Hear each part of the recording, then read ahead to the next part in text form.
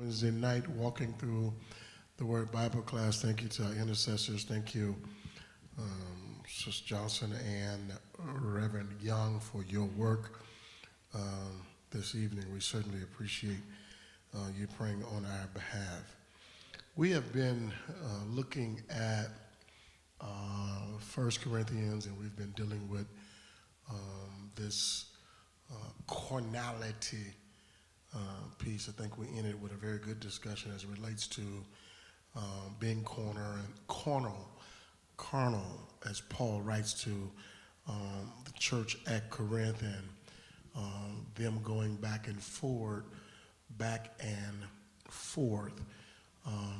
really saying, I am of Paul, I am of Apollos, but the reality, they were just in conflict within the church at Corinth. They were just in high-level conflict.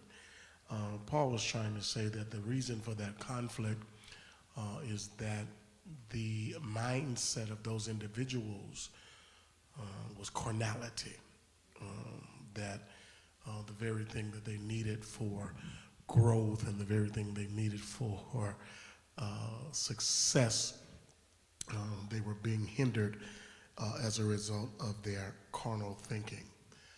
How then do we get ourselves beyond carnality? And I think we kind of dealt with that a little bit in our dialogue with one another. That might have been off cameras for those of you who are watching. You probably didn't get a chance to experience. We were talking about how do we deal with that place of carnality, and Paul takes an interesting turn in 1 Corinthians chapter 3 that I want us to look at. I think it helps to answer that question, but I also think it helps us to make sure that we are redirecting or changing our energy, our mindset, and that our approach is that of spiritual growth, right? Because that's how you suffocate carnality, is that you have this desire for spiritual growth. And so Paul, in 1 Corinthians chapter 3, verse number 10, is where I want to kind of maybe pitch the tent tonight and hang out for a few moments with you in these 30 minutes of teaching. 1 Corinthians chapter 3, verse number 10, Paul makes an interesting statement or thought conclusion. He says, according to the grace of God, which is given unto who? Unto me. 1 Corinthians chapter 3, verse number what? 10. According to the grace of God, which is given unto who? Me. I think that is important on a couple of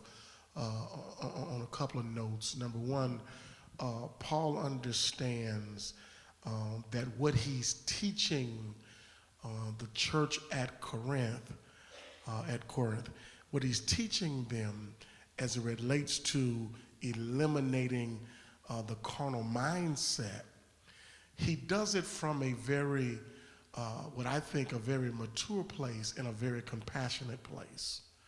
He does it from a very mature place, and he does it from a very compassionate place, because he says, I am here not because I have dotted every I, crossed every T, neither am I perfect, right? He says, I'm here because I am a product, if you look at this, of God's grace, right? Because when you understand what God has given you, right, it helps you to deal with others better, not to be so harsh, not to be judgmental. And even though you can be at a place where you are, Reverend Young, absolutely correct, right? There is still a place where we find ourselves operating And that is we're operating from the place of God's what? Come on, it's Bible class. Of God's what? Grace. Meaning God has been gracious. He's been kind to us, right? And there are some things that we did not experience or go through, not because we didn't set ourselves in motion for that. Hear me. Not because we didn't set ourselves in motion for that. It was simply God's grace that rerouted us when we didn't know that we should get rerouted. It was his grace. As a matter of fact, if you think about this in Corinth, you think about this Apostle Paul, because he was having a moment in his life, and theologically there are so many different things that people are saying. Paul was talking about a thorn in his flesh, right? He said was buffeting him. He said the thorn almost had a rhythm. It was like intense pain over and over again. Paul says, I had this thorn in my flesh. There's some thoughts about what the thorn was, but then there is some argument about, we don't know what the thorn was. So because the Bible remains silent on the thorn, that's the approach I take. I do have a thought on what I think the thorn is. But he says, I've got this thorn in my flesh. He says, as a matter of fact, I prayed. Paul says, I prayed. And I asked God not once, not twice. He says, I prayed 3 times. And he said, I said to God, look now, this thorn is wearing me out. And he says, I prayed to God. I was consistent in my prayer. And I asked God, and God would not remove that thorn from him. He had to live with it. He had to live with the pain of the thorn. But then what gave him some relief? Well, what gave him some relief? He says, I had the thorn. He said, but then I realized I had grace.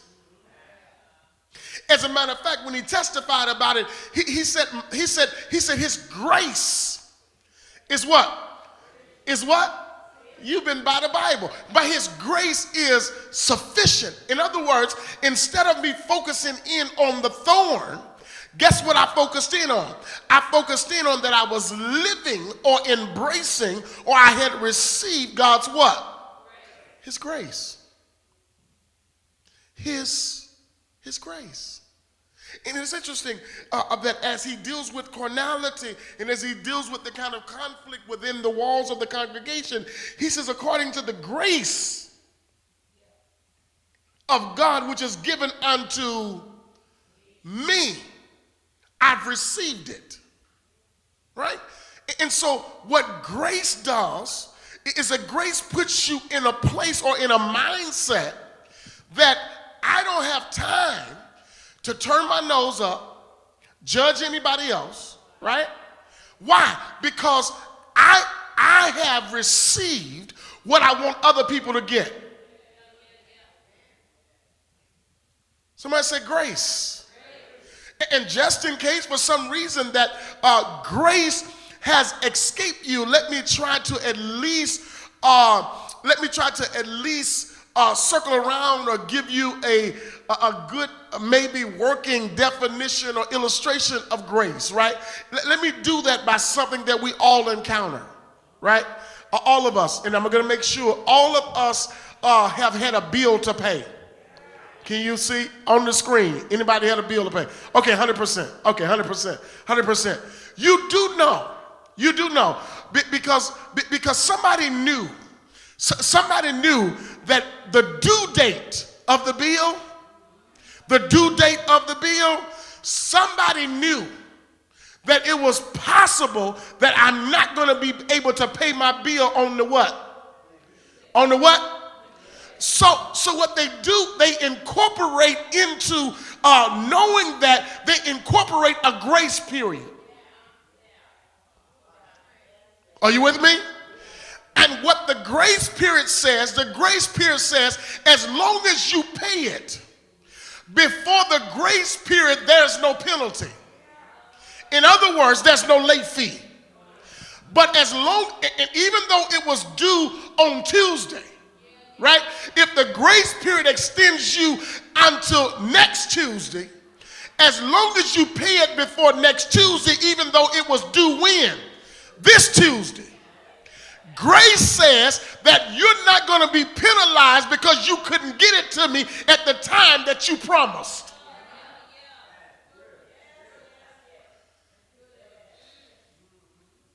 You didn't get it to me at the time you promised you would. So guess what I'm going to do? I'm going to give you some grace. In other words, I'm going to give you time without penalty. Good God Almighty, don't you miss that. I'm going to give you time without penalty. And as it relates to carnality, what Paul is trying to teach them, he says, I've received time without penalty. And so what I'm trying to tell you, if you can remove the carnality and the mindset, you've got time. And God does not penalize us as long as we on our way. Don't miss that. Don't miss that. God does not penalize us as long as we're what? On our way. Grace says, I don't have it today, but I'm on my way.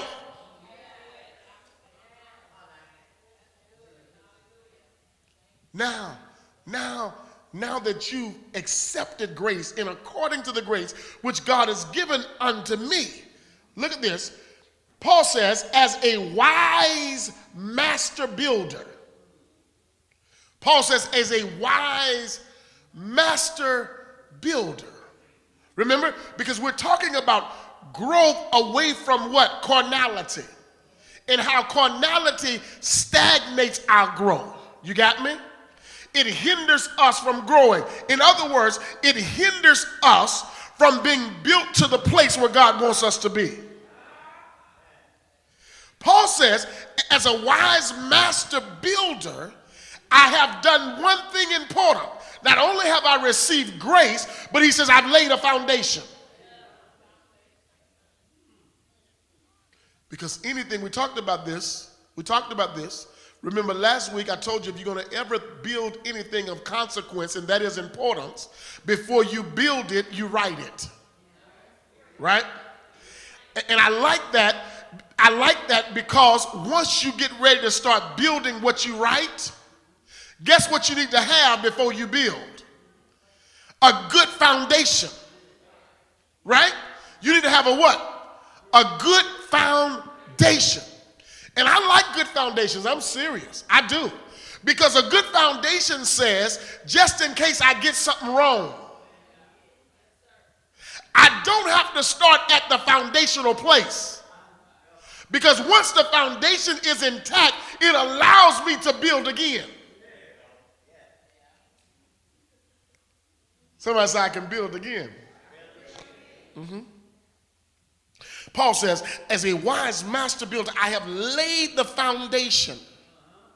I think it's important, people of God, that we acknowledge who and what the foundation is. Right? Because I don't want you to say, I built myself a foundation. Right? Don't do that. Check back in now. Because I know you're a wise master builder, but I don't want you to say, I built this. Hold on. Anytime we're going to grow, it's going to be a direct result of the power of Christ in our lives. Jesus Christ is our foundation. Say that. Christ is our foundation. Yeah. That's what makes us wise. That's what makes us master builders. Because we have laid the foundation, and that foundation is who? That foundation is Jesus Christ. I don't want us to assume that we're supposed to go laying a lot of foundations. We already have one. Paul says, as a wise master builder, he says, when I came to you, I taught you Jesus Christ. I taught you Jesus Christ. Now, somewhere along the line, you became carnal in your thinking. So if I'm going to get you back to the place that you're supposed to be, guess where I'm taking you back to? I'm taking you back to where? Talk back to me. It's Bible class. I'm taking you back to where? The foundation. Because it's from the foundation that when I get off, I can rebuild. As long as I remember who the foundation is. Does that make sense? Paul says, I have laid the foundation. Here's what he says. He said, another builded their own. He says, I had co-laborers in ministry who came along and was building on the foundation that I was laying. Right? He says, they were coming along and they were building on the same foundation. Now, you have to think about that. If the foundation is Jesus Christ, then what is it that we're building on that foundation? We know what we're not building. Carnality is not a part of something we erect on the foundation of what? On the foundation of Jesus Christ. What do we build though? Wait a minute. What do we build? Wait a minute. Could we build love? That aligns itself with a Jesus Christ foundation. Do we build peace in our lives? That aligns itself with a biblical foundation, right? Here's what he says. Here's what he says. Here's what he says. And just like that, right? Here's what my iPad said. I'm going off. Thank God for it. That's what it just said. Tay was supposed to charge my iPad and he left it. Tell me he was going back. Is he in here? All right. 1 Corinthians chapter, what are we, chapter 3? What's the verse? 10. All right, somebody else got their Bible? Yeah. Because mine's gone. His word have I hid in my heart, though. All right. He says in verse number 10, he says, but let every man, right? Is that right? Let every man take what? Of how he what? Let every man take heed. Paul, stop, reflect. Don't you do nothing. You need to look to see what you are adding to the foundation. What are you doing to help us build on this foundation? What are you doing and what are you building? I want to suggest to you that if your foundation is not Jesus Christ, you can only try to put on our foundation what's in you. And that's why Paul says there's conflict in the church. It's because too many individuals are trying to build on the foundation, but they're not built on it. And if you're not built on the foundation, you're only going to put on the foundation what you have on the inside of you. And so if there's envy, you try to bring that to the foundation. If there's dissension, you try to bring that to the foundation. And you got to ask yourself, what am I putting on the foundation? You can only put what you're built on. Teacher Lakeivia Johnson. Perhaps the issue, we need to see what's on your foundation. What's your foundation?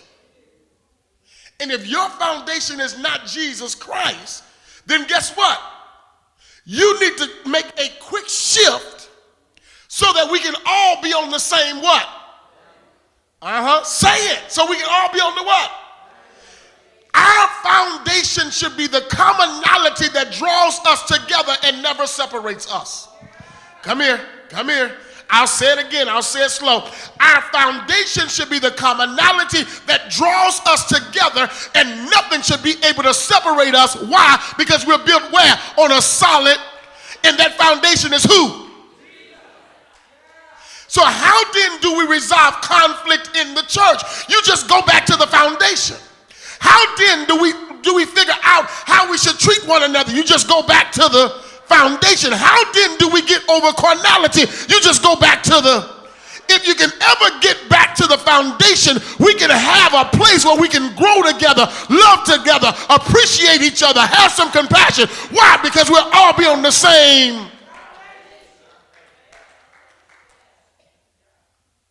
We'll be on the same foundation. All right? Here it is. Check it out. Maybe this is a struggle in verse number 11. You got your Bible? Y'all got to help me. I got this little old thing up here. All right, verse number 11 says what? Somebody read it. Verse number 11, 1 Corinthians chapter 3, verse number 11 says what? For other foundation can no man lay than that is laid, which is Jesus Christ. Listen, every time you try to solidify how you feel and what you want to build, it don't work. You didn't hear me. Every time you try to solidify what you're going to build and how you're going to build it, it doesn't work. Because the text says, Paul writes to them and says, if anybody try to come here and establish something, they messing up. Every time you come to the church where Christ is the foundation and you try to build what you want to build, guess what you do? You mess us up. Because verse 11 says, for other foundation can no man lay than that is laid, which is what? Then who? You can't take the foundation away. Does that make sense? You can't just take the foundation away. Tay, stop looking at me like nigga, you didn't charge my iPad right. You can't just take the foundation away. You can't. There is no other foundation to lay than that is of Jesus Christ. Guess what? It equips us, it provides for us, it encourages us, and even when you don't know what to do and you don't know what to say, can I suggest something to you? Just say Jesus. No, I'm being so serious. Because sometimes life can have you at a place where you don't know how to put it into proper words. But if you got a foundation in your life, no, I'm serious. If you got that foundation in your life and you know how to just call his name, as a matter of fact, people, man, I've heard people say, the more I call him, y'all gonna talk back to me, the more I call, the better I feel. And sometimes instead of cussing them out, just say Jesus. And if you keep on calling his name, there's something that travels with his name. As a matter of fact, demons tremble at the sound of his name. And so if there's demonic influences in your environment, that's because they haven't heard his name. And every time something arises in your life that you don't like, I dare you to just call his name. I'm starting to feel good here. I dare you to just holler, Jesus is his. I wish I had about 6 of you who don't mind calling him real quick.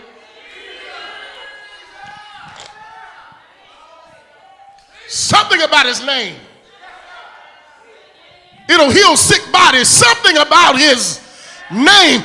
It'll make the lame to walk. Something about his name. It'll make the deaf to hear. Something about his name. He'll give you power in weakness. Something about his name. It'll change the course of your life. There's something about his name. Somebody call on his name.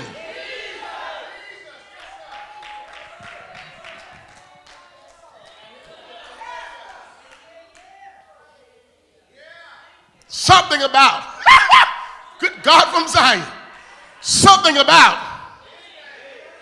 his name. Used to wonder why my grandmama used to walk around the house just saying Jesus.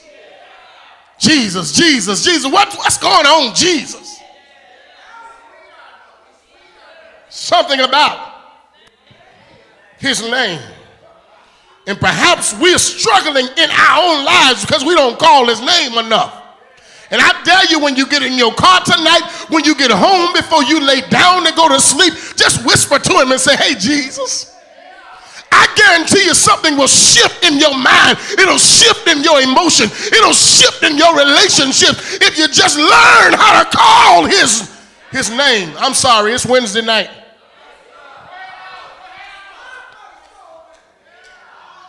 I'm sorry. Something about his name.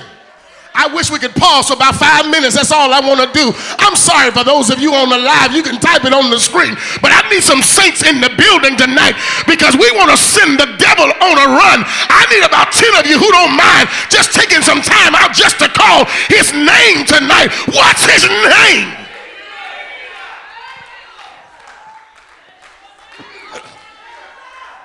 Somebody holler, there's power in that name.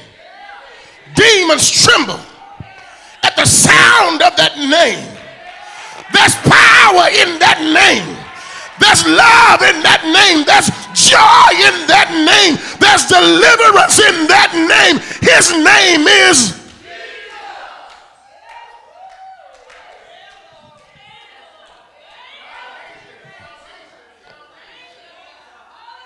I'm saved tonight because of his name. I better quit. I done messed around. I better quit. I better quit. Something about that foundation. Something about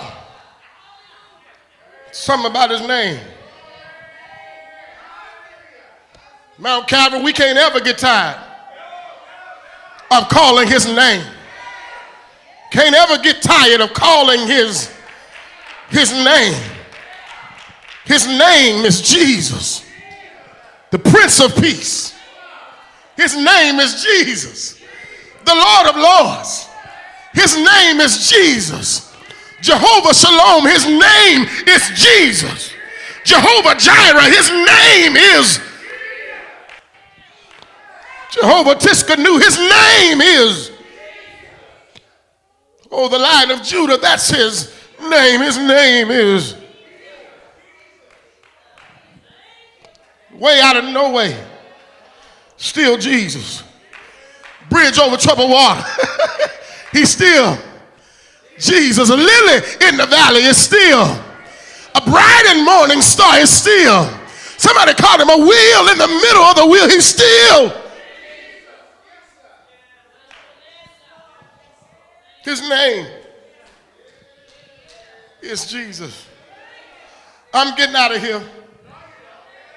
His name is Jesus. That is our foundation.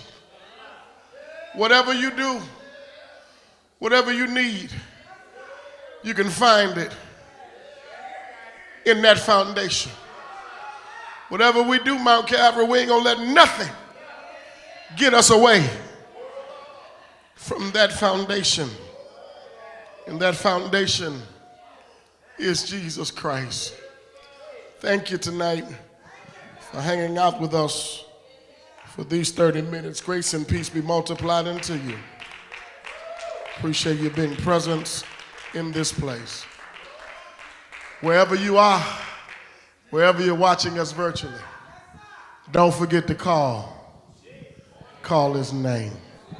God bless you. Sister Johnson is coming with our announcements. We look forward to seeing you in this place on Sunday morning.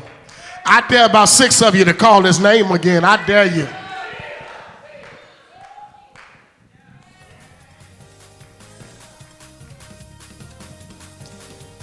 Amen. Thank you, Pastor Johnson, for that word on tonight. We certainly appreciate you.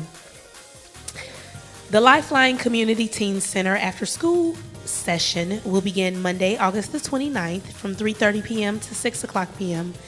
Please register your teens with Coach D immediately following worship, or you can call the church administrative office. Mount Calvary Youth Ministry will host our second September Sunday dinner fundraisers. Please support our youth by picking up a menu or place your order immediately following any of our worship services. There will be a different meal each Sunday, so make sure you see any of our youth leaders for more details. The Mount Calvary Youth Ministry also presents a Prince and Princess of the Hill event for ages newborn to 4 years old. First place recipients receive a prize along with a photo shoot.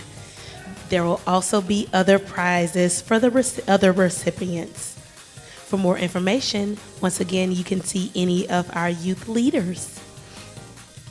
The Mission Ministry will have their annual prayer brunch on Saturday, September the 17th, 2022 at Mount Calvary from 10 o'clock a.m. to noon.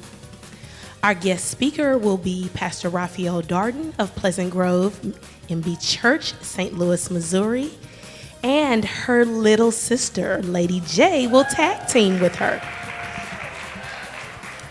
The tickets are $12 per person.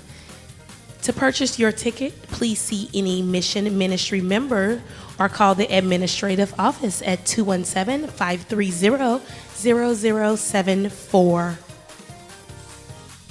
We want to keep Brother Keontae Kilo in prayer in the passing of his mother. To order Pastor Johnson's first book project, Looking Within, please go to lakivcjohnson.com, amazon.com, kobo.com, Barnes & Noble, or you can see me immediately following any of our worship services. Thank you to all of our visitors that joined us virtually today for our Walking Through the Word Bible class. We hope you enjoyed the worship experience. These are your weekly announcements. Please govern yourselves accordingly and have an amazing Wednesday. God bless you all.